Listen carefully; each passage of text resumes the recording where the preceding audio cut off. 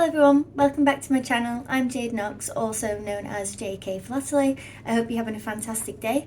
Today's video is a little bit about penny red stamps. So first of all, big shout out to Stephen Jones at Liverpool Stamps. That's liverpoolstamps.co.uk. I will show you the website later on. But thank you so much for making this video possible and the blog on my website by sending me some of these gorgeous penny red stamps.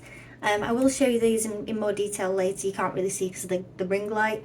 But yeah, some awesome stamps here. Thank you so much. And not just that, the morning letter as well. And you can see obviously sent me a couple more. So this was really exciting and I'm really grateful. Thank you so much for sending these over. I'm really happy. So having done a little bit of research and using some of the notes that Stephen kindly sent over to me, what I've learned is that we had the penny black to start with, and then a transition to the penny blue, and then over to the penny red. And the transition from the penny black to the penny red was primarily due to challenges with cancellation visibility. So the cancellations would be black over a black stamp, and you wouldn't be able to see it as well as you would a black stamp over a red stamp, so the contrast would be much clearer. You'd be able to see that cancellation a lot easier. The date that I've got written down for the introduction of the penny red was the 10th of February 1841, and yeah, just this contrast of the black and red was helpful in reducing fraud, so people trying to reuse the stamps. I learned a little bit about perforation as well, sort of the evolution of perforation. So initially stamps were imperforate, so they didn't have the little wiggly lines on the edges, and it meant that postal clerks would have to cut them out of sheets themselves. So this obviously meant that there's very prone to error. You know, you might get very wiggly lines, sort of slanted, you might even get some of the stamp cut off.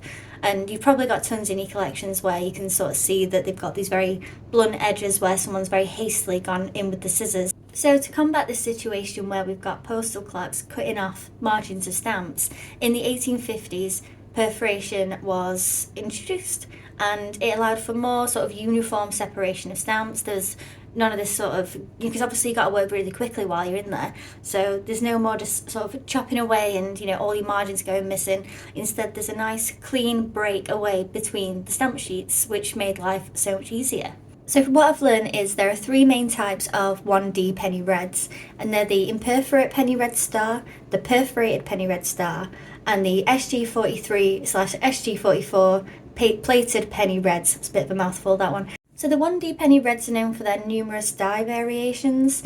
They've got two types of watermarks, that's the small and large crown, and they've got various plate numbers as well. Collectors will also sort of seek out errors, so like anything that's inverted, anything sideways, particular watermarks.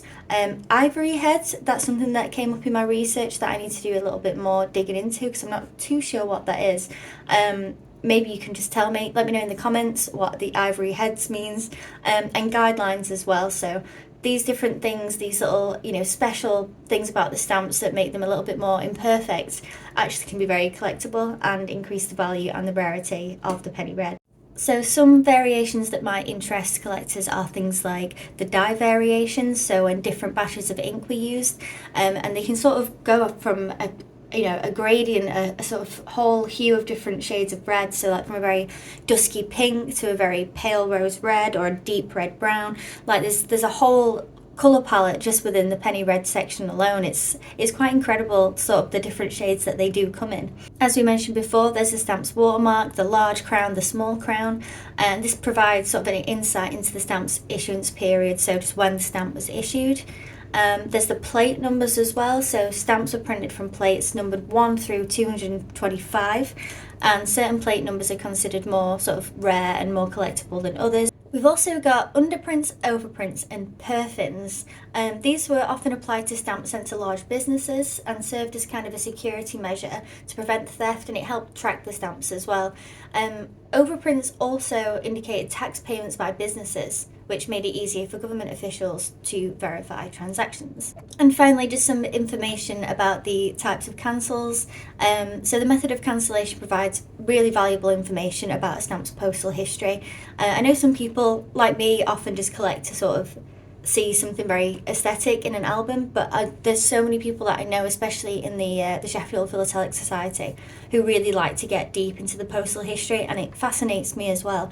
I wouldn't know where to start with a lot of it, but you know, cancellations are a place you can start.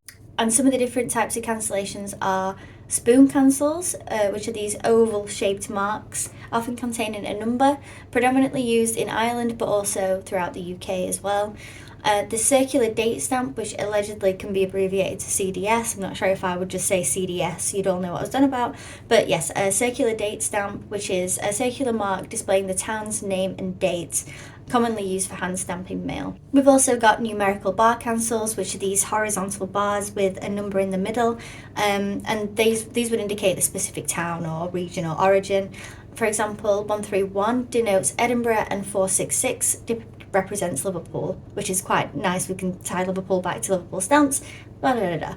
Okay, so sorry for the difference in audio quality, and I am holding the phone with my hands, so very sorry if things get a little bit shaky as well.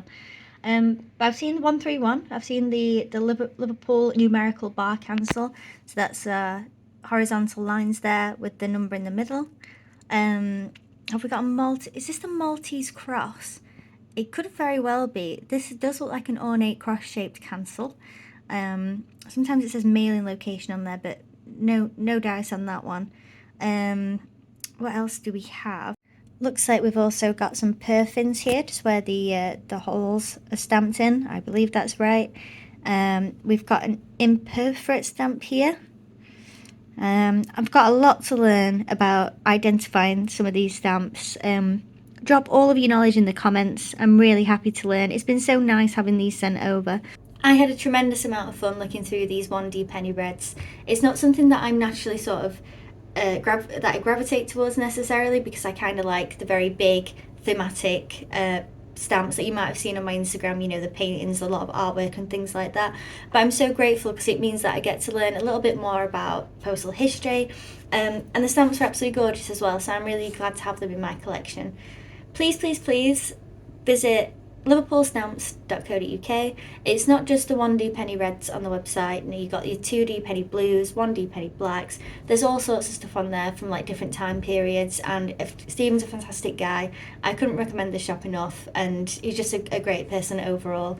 Thank you so much for making this video possible, and yeah, that's everything. Thank you so much for watching. Please comment, like, subscribe, all that good stuff, and I hope you have a beautiful day. Take care.